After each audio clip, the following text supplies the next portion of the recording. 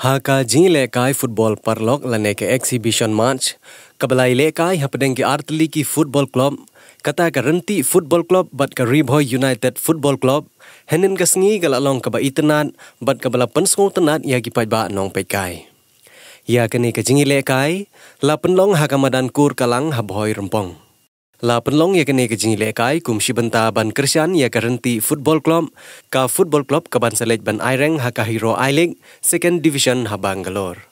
Henry haka ne ke jing lekai ka renti football club kala syaremno haka Ribhoy United da arkol la chigol.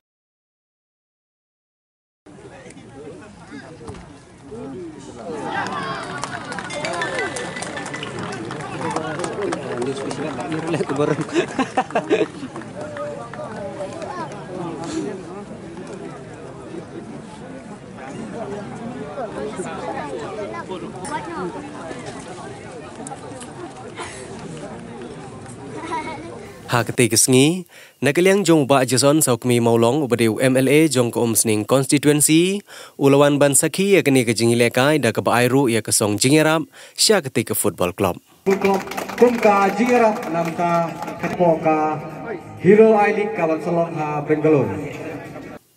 Nang tade uba daman bait lamare ru kumju ulai ya ke song jingerap syakati ke football club. Jingerap namta ka jingilekai gedenti.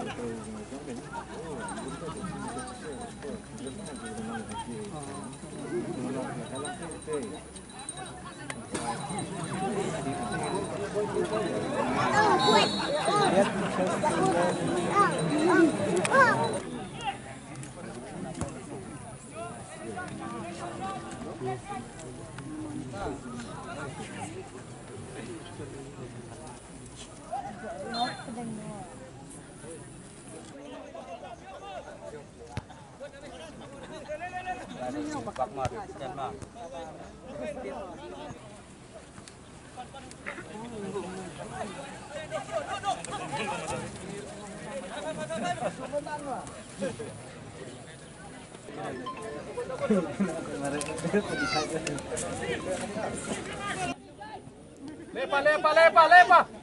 Ya, saya gol apa?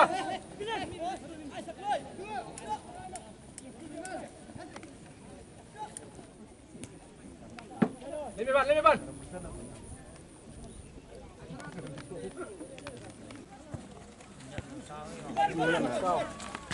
Jongka Ribhoy United. Dekpat ba agar pada di bengai kita tiba jamban anta baro kini kam kiwa sem ka jitra sitam wan penya ya ka nega program ka bentak sinam ta ban siu ya ka sak ka from jongka bri wi jeng ram yangi kulai simu di baro naik kai ka Ribhoy United kalong kanong jok akabang ka layawan dan argul lagoi percaya ka Renti Football Club. Sehingga gaji kumplay yang baru sedikit tim kiwala kai terat berkamtam yang Renti Football Club ka balawan ban yelekai nakaki nang ka Ribhoy United kai gaji kumplay makarpang ebi bat ka jingkit bok yang namenta ka tournament ka babin selenya pun ka Hero I-League second division ka bansa Long Hapua Bangalore.